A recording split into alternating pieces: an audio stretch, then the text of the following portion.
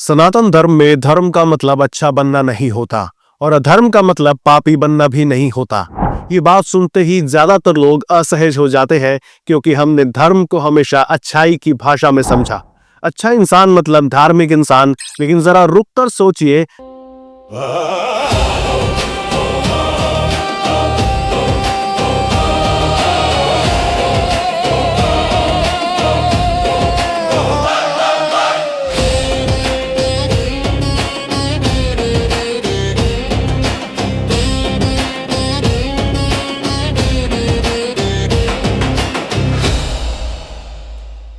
अगर धर्म सिर्फ अच्छा बनने का नाम होता तो फिर जिंदगी में सही फैसला लेना इतना मुश्किल क्यों होता?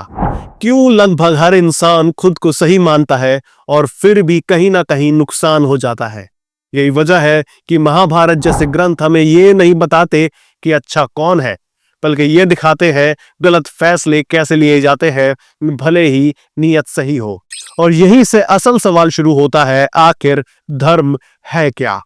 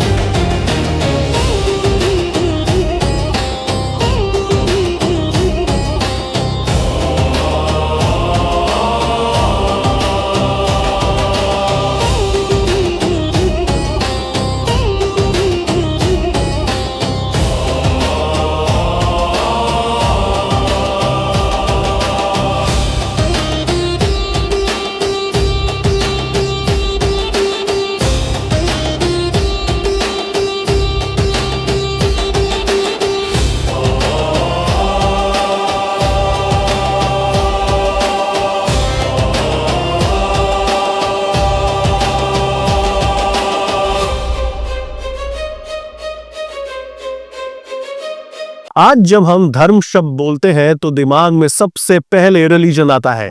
मंदिर, पूजा पाठ, परंपरा, पहचान। और धीरे धीरे हम ये मान लेते हैं कि जो इन सब के साथ है वो धर्म पर है और जो इनसे दूर है वो अधर्म पर। लेकिन जरा गौर कीजिए, असल जिंदगी में सबसे ज्यादा गड़बड़ किससे होती है? उनसे जो खुलेआम धर्म के खिलाफ होते हैं या उनसे जो खुद को बहुत धार्मिक मानते हैं लेकिन अपनी जिम्मेदारी से कतराते हैं? यहीं पर रिलीजन वाली परिभाषा काम करना बंद कर देती है, क्योंकि सनातन परंपरा में धर्म पहचान नहीं, धर्म भूमिका है।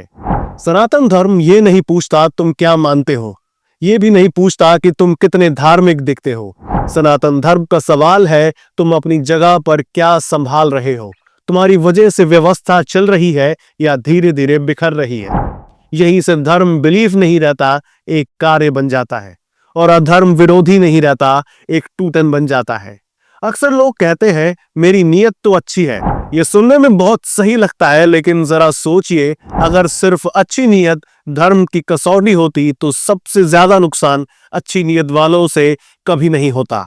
लेकिन होता है कभी कभी। सबसे ज्यादा अव्यवस्था उसी जगह पैदा होती है जहां सबकी नीयत बहुत साफ होती है लेकिन कोई जिम्मेदारी नहीं लेता। सनातन धर्म ये नहीं कहता आपने क्या सोचा, वो देखता है कि आपके फैसले में कौन सी व्यवस्था मजबूत हुई और कौन सी कमजोर। धर्म कोई भावना नहीं है, धर्म कोई नारा नहीं है। धर्म वो है जो जीवन को चलने लायक बनाए, जो सीमाएं तय करे, जो जिम्मेदारियां तय करे, जो हर व्यक्ति को उसकी भूमिका याद दिलाता रहे। धर्म आजादी नहीं देता, धर्म संयम देता है, क्योंकि बिना सीमा के कोई भी व्यवस्था ज्यादा देर तक खड़ी नहीं रह सकती। और शायद यही वजह है कि धर्म अक्सर असहज लगता है, क्योंकि धर्म सुविधा नहीं, भार देता है। अधर्म की शुरुआत किसी बड़े अपराध से नहीं होती। अधर्म शुरू होता है एक छोटे से समझौते से, बस इस बार सब ऐसा ही तो करते हैं, अभी मजबूरी है। धीरे धीरे सीमा खिसकती है, जिम्मेदारी हल्की होती है और व्यवस्था कमजोर पड़ने लगती है। अधर्म शोर नहीं करता, अधर्म तुरंत बुरा नहीं लगता, अधर्म सुविधाजनक लगता है, और यही उसकी सबसे खतरनाक पहचान है।